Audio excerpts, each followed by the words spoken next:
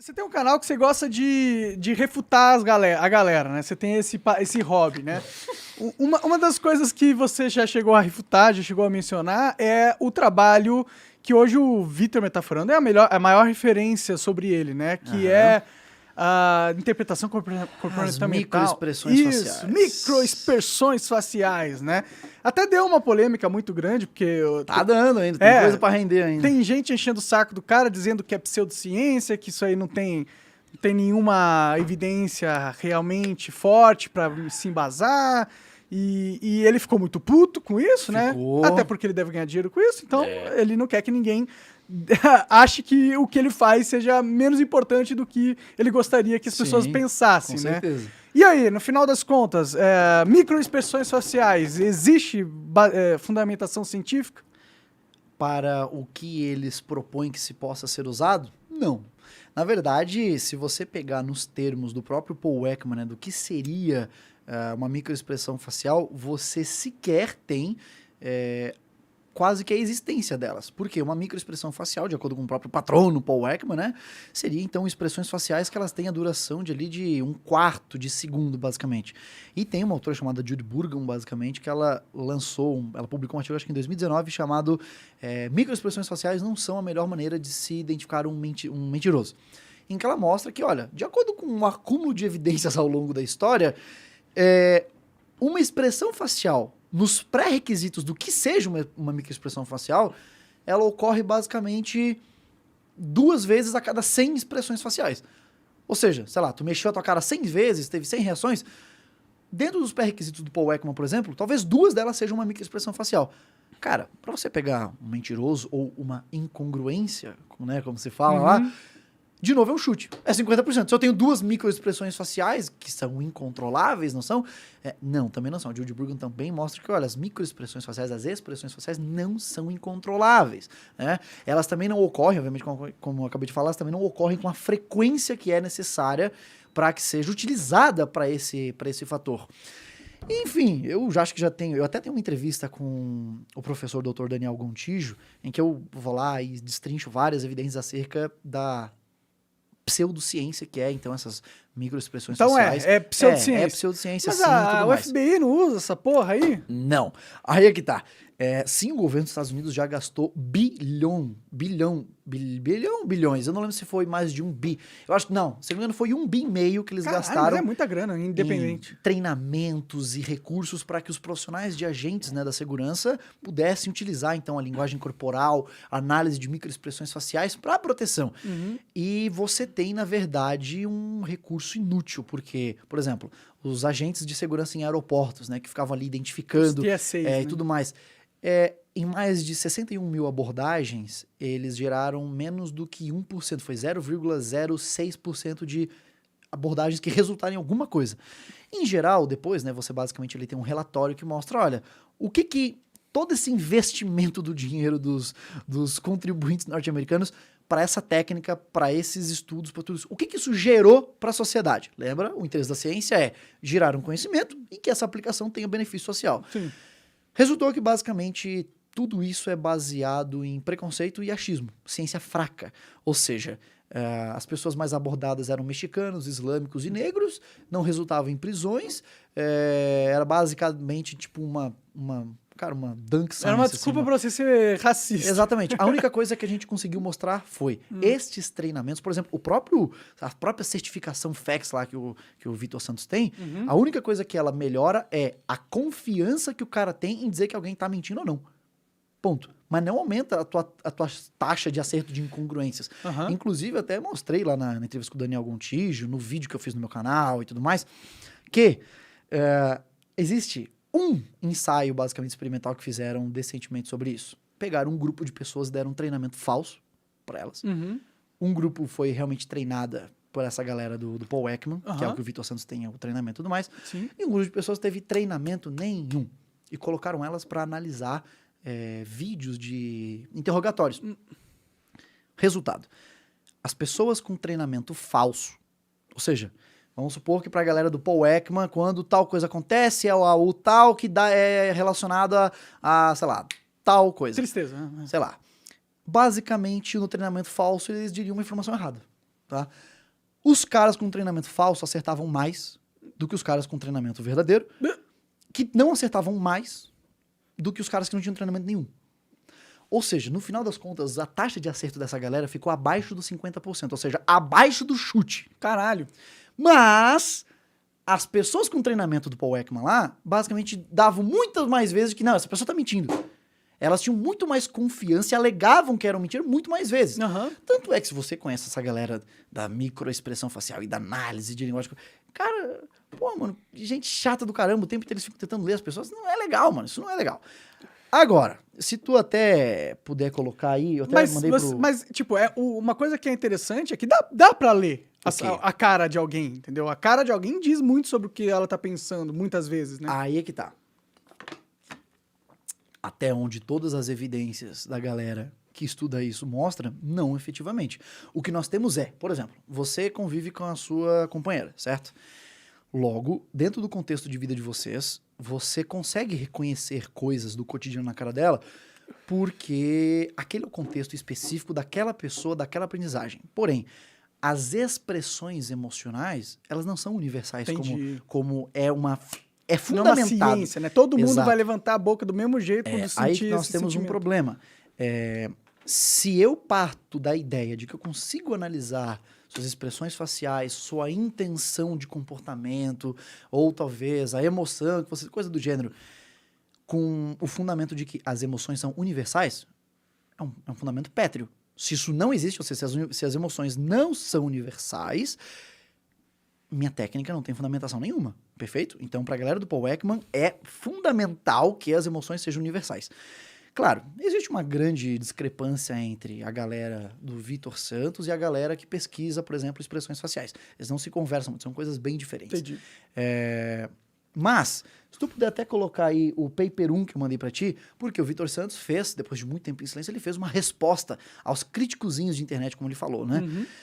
E ele fez o seguinte, não, porque se você está dizendo que as expressões emocionais, se as emoções não são universais, você está literalmente nadando contra a maré. E ele alegando isso contra a tudo ciência, lá. né? Exatamente. De que não, de que olha só, ele falou com essas exatas palavras, eu gravei. A vasta maioria dos cientistas confirma e utiliza a ideia de que não, as emoções são universais.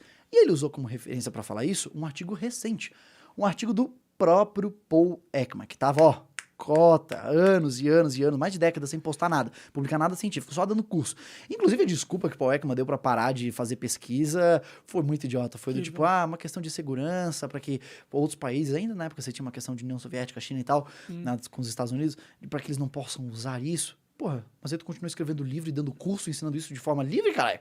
Qual é a diferença? Não faz sentido, Exato. realmente. Então, assim, foi só uma desculpa para meus resultados não estão dando de acordo. Se eu fizer uma ciência certa, de fato, né, com um estudo bem desenhado, rigoroso, vai dar que eu tô errado, então vamos parar. Melhor parar. Mas vamos lá. Ele basicamente publicou isso. O que os cientistas que estudam emoções concordam, né? Sobre o que eles concordam. Vai um pouquinho para baixo, por favor. Um pouquinho mais para... Não. Um pouquinho mais para baixo, na outra página. Na página de baixo. Aê, parou. Show de bola, perfeito. A fala do Vitor Metaforando foi o seguinte: uma pesquisa feita com mais de 250 cientistas, né, de grande renome, cientistas assim que são o top da pesquisa em emoções, que tinha que ter um grande critério de avaliação para poder serem entrevistados nessa pesquisa. Eu até mostrei o seguinte, olha, perfeito, existiram alguns critérios bacanas, mas algum desses critérios a gente levanta um pouquinho de viés aqui. Mas eu não vou perder tempo explicando isso aqui agora, porque tem um vídeo, foi o meu último vídeo do canal lá, mostrando isso. Qual que é o nome do canal mesmo? Felipe Psi. Felipe Felipe PSI, né? Beleza. Espaço PSI. Mas tem uma parte que eu acho fundamental de vocês entenderem como o problema... Lembra que eu falei sobre ler um artigo é uma coisa e ler um artigo é outra parada? Uhum. Cara, vamos lá. Quantas páginas tem esse artigo? 4. Tá lá, 4. 2 de 4. Aham. Rola pra baixo, pra terceira página, rapidinho. Mais. Aí, parou. Na terceira página, o artigo não é 3 páginas inteiras. Olha onde é que acaba o artigo. Ali, ó. Entendi, não. O artigo acaba ali, Tem porque mais dali uma pra baixo... página Calma. de- Não, porque dali pra baixo é o apêndice das perguntas que foram feitas para os cientistas entrevistados, perfeito? Entendi. Aí tu vai um pouquinho mais pra baixo, na quarta página. Pra quarta página. referências bibliográficas, declaração de conflito de interesse, financiamento e tudo mais, beleza? E agradecimentos. Então, sobe, lá em cima, lá na primeira página. Reparemos que a primeira página, obviamente, ó, já tem uma cota da página, vai um pouco mais pra cima, é mais pra cima ainda. Dá pra ir, ó, uma boa parte dela já é tirada para cabeçalho, nome, o caramba, vai um pouquinho pra baixo, show de bola.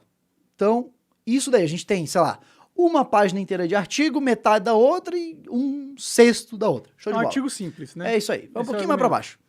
Só um pouquinho. Não. Um pouquinho mais pra cima. Aí, show de bola. Agora, quando ele fala o seguinte, olha, mais de 250 cientistas foram entrevistados, grandes cientistas de renome. Vamos ver se foi isso mesmo? O que tá escrito ali? The survey was emailed... Foi e-mail para esses caras. Exatamente. Foram No meio de enviados junho e-mails de para 2014. 248 cientistas nos meados de junho de 2014.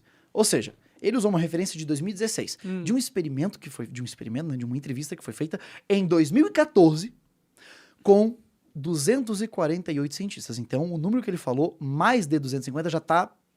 Não vou dizer mentira. Ah, mas tudo bem, né? 250, 248... Não. Tem uma diferença. Por quê? A fala mais de parte do pressuposto de que mais de é pelo menos um a mais do que eu falei, certo? Sim. Se eu falar mais de 1000, eu tô pensando pelo menos de 1001 pra frente. Sim, Agora, ele tá falando isso por quê? Porque 250 cientistas, são muitos cientistas. Eu tô falando dos top, então se 50% ou mais desses caras concordam, então a minha teoria é endossada por toda a comunidade. Perfeito. Vamos continuar analisando? Olha ali, já não foram nem 250. Agora olha ali embaixo, a partezinha que diz 60%, houve uma resposta alta, né, moderada ali de resposta. 60% dos entrevistados, né, dos caras que receberam um e-mail, responderam. Então não foi todo mundo, de qualquer jeito. Vamos lá, vamos fazer um cálculozinho rápido aqui. Se eu pego 248, divido por 100 e faço vezes 60, eu tenho 149 pessoas que responderam. Perfeito? Então, o N, o número, e cara, N para pesquisa é muito importante. Sabe por quê? O N pode mudar a credibilidade de uma parada. Se eu falo assim, ó, cara, existe um ensaio clínico randomizado, ou seja, os pacientes foram aleatoriamente designados para diferentes tratamentos sem que eles soubessem qual ia ser, para garantir que não teve manejo, assim, para viés. E mostrou que, reiki, aquela parada de impor mãos, energia, é muito boa para depressão. Nossa, qual foi o N, o número de pacientes? 10. Sim. Eles foram aleatorizados? Não. Eram 10 pessoas pro reiki, eles eram todos membros do reiki é foda. Reiki Forever, e do outro nós tínhamos pessoas em depressão resistente e foram mandadas para terapia do sofá, tá ligado? Pô, beleza, o N diz muita coisa. 10 pessoas, tu não consegue generalizar isso. Agora, beleza. 148 pessoas responderam. Dessas, a gente tem que entender o seguinte, que, olha ali, ó, ali embaixo, que eles disseram, parei, eles falaram ali, ó, the evidence supporting universal signals, face or voice was endorsed by 80%, ou seja, a ideia de que existem evidências que suportam a ideia de sinais emocionais universais, voz ou face, foi endossada por 80% deles.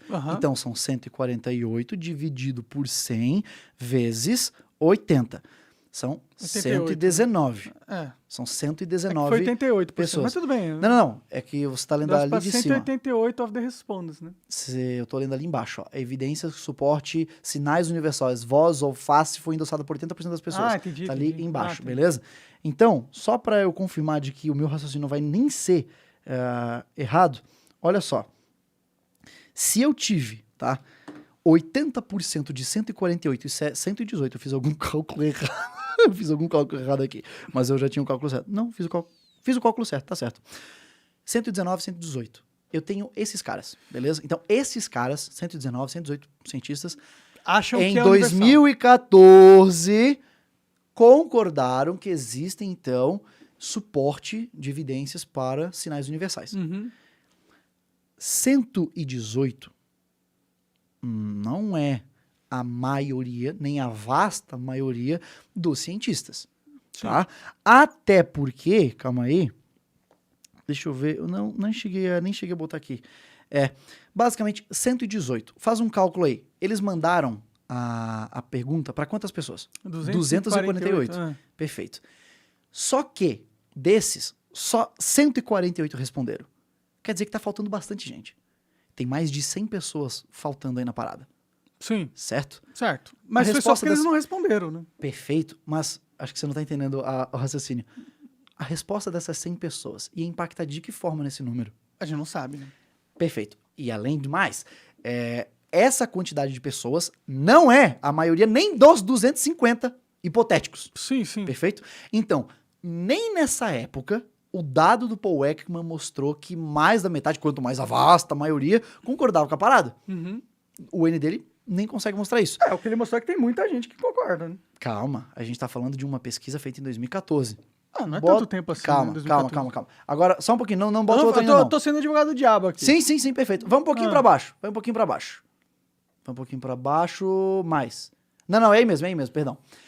Em algum lugar aí nesse canto da direita, é porque agora eu vou realmente bugar muito minha cabeça pra ficar procurando isso, mas ele basicamente fala agora que as evidências, então, para a universalidade desses sinais é robusta e aceita pela maioria, digamos assim, dos pesquisadores. Perfeito. Ali, ó. A concordância agora sobre evidência, né, dos sinais emocionais universais para 5 emoções universais é robusto. Cara, qual é o critério que ele tá usando de robustez? Por quê? As perguntas dele também não corroboram. As perguntas, depois eu até tenho, só ver o vídeo lá que eu fiz, que eu explico muito melhor do que agora de cabeça, lembrar das informações todas. Mas, se você parar para ver as perguntas, elas não corroboram com essa ideia. Outra coisa, se você parar para ver esse N, ou seja, esse número, esse dado, ele não traz evidências. Ou seja, ele pegou um monte de especialistas e pediu, qual a tua opinião? Só que a opinião de um especialista, ela é superior à evidência concreta, ao achado empírico? Não é. Agora, por gentileza, bota o segundo paper pra você ver como é que é quando os cientistas de fato se reúnem e falam, a gente concorda sobre isso. O que ele falou? Ele fez esse papel de pão, esse artigo horrível. Não, é outro, é o paper 2.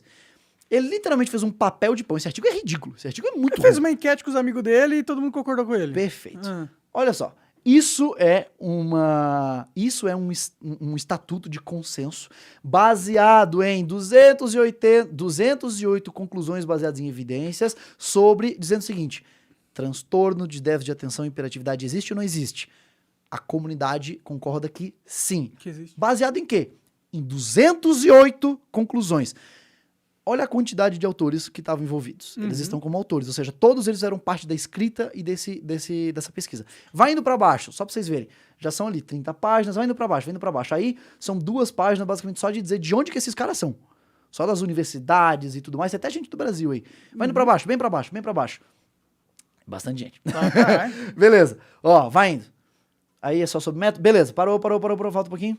Ó, aqui eles já estão começando. Olha só, uma breve história do transtorno, né? Ou seja, ele não é um transtorno novo. Eles começam a mostrar as evidências de que não é uma coisa inventada agora. Vai pra baixo. E eles vão mostrando todas as referências. Ó, para aí. Quão comum é o TDAH? Eles começam a mostrar uma meta-análise com 19 estudos, com 55 mil pessoas. Eles começam a explicar. Os caras têm até causa genética do bagulho, né? Exato, vai indo pra baixo. Vocês vão ver. Tem uma cacetada de coisas. Isso, ó, olha ali, vai. Olha ali, correlatos ambientais do TDAH, exposição a intoxicações durante a gestação. Tipo, que tipo de tóxicos que se uma mãe ela é exposta aumenta a probabilidade ou faz parte da fisiopatologia do transtorno. Isso é um consenso. Isso é dizer, a comunidade concorda com tal coisa. A evidência é robusta de que o TDAH exista. Tá? Agora, vai pro terceiro paper, que eu tinha mandado pra vocês. Cadê? No teu tempo. Quando você quiser. É outro papel. Não, é outro papel, pô. Eu abri o link errado aqui. Ah, tá. Deixa eu jogar pra cá que fica mais fácil. Beleza. Por quê? Mas eu entendi o teu argumento. Não. Vamos mais. A Sim, ideia da sim. refutação é tirar todas as dúvidas. Depois, a Lisa Feldman Barrett... Isso. Não, fica ali em cima. Em 2019, beleza, ela publica essa revisão em que ela mostra o seguinte, de fato, expressões emocionais reconsideradas, desafios em inferir emoções a partir das expressões humanas, das expressões faciais humanas. E ela mostra como diferentes culturas expressam emoções de formas diferentes. Então, como é que eu vou universalizar a parada? Então, ela mostra a fragilidade dessa ideia. Porém, repara o seguinte, Cara, se tu conseguir, clica ali na setinha pra voltar, que tu vai voltar pro site do artigo, né? Beleza. Ó, calma aí. Tá vendo essa partezinha ali, ó? Metrics e citações? Aí, clica aí. Quantas pessoas viram e baixaram o artigo? 150.333 pessoas até agora. Aham. Se você abre aquele artigo, por exemplo, do Paul Ekman sobre o que as pessoas concordam, que já é 2016, de uma pesquisa de 2014, nem 10 mil pessoas acessaram. Entendi. Ou seja, em nível de impacto social de informação também, tem muito mais relevância essa informação de que, olha, não é assim cara. que refuta. E outra coisa, repara que essa evidência é de 2019, aquela 2016 de uma para 2014. Será que com essa evidência, todos aqueles pesquisadores de novo concordariam com a mesma coisa que eles responderam antes? Pode ser que não. Pode ser que não. Então, o nível de confiabilidade das informações que nós temos, por exemplo, em canais sobre, sei lá, microexpressões sociais como Vitor metaforando, não são confiáveis, nem as próprias referências utilizadas deles são confiáveis, sacou? Então, a teoria tem problemas graves, perfeito? A utilização, pior ainda, a gente já viu o resultado, porque o melhor daquela parada... Sim, o Metaforando fez uma análise de expressão facial minha e eu era um nazista, né? Não, e o pior, lembra esse episódio, acho que todo mundo riu disso, qual o seu nome, Bruno? Agora, fala o nome que não seja o seu nome. Fulano de tal. Tá vendo? Você fez um negócio no seu ombro e tal.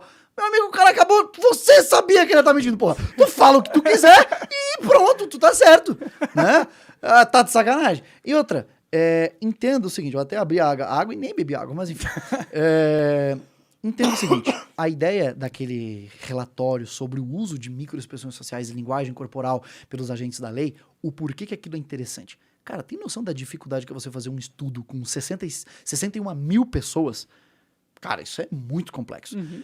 Então, a gente tem literalmente um ensaio, meio que sem querer, do governo mostrando, olha, usando isso daqui para agentes da lei, 61 mil tentativas resultaram em nada. Pode crer. Beleza? Isso é uma evidência forte Perfeito. Então, pra não eficácia do método. Né? Exatamente. Então, sim, óbvio que em algum momento da história o FBI e não sei o que lá usou. Perfeito. E depois a gente viu que não presta. Sim. Por que que eles usaram então, Felipe? Ué, porque na época... Não, porque na época, cara, surge com informação. Existe uma forma de você identificar se o cara tá mentindo, se o cara é um potencial agressor, um potencial terrorista. É óbvio que uma agência de segurança vai querer experimentar isso. Sim. Porém, depois que o resultado mostra que é ineficaz, que foi, sei lá, que é descartável, você segue o padrão científico e descarta. Você não luta pela sua paixão, sacou? E, cara, você tem essa luta, A não às ser vezes... que a sua paixão te dê dinheiro pra caralho. Assista esse podcast na íntegra no rumble.com/monarchx. Aponta o celular pro QR Code na tela ou vai no link da descrição e segue a gente lá. Valeu!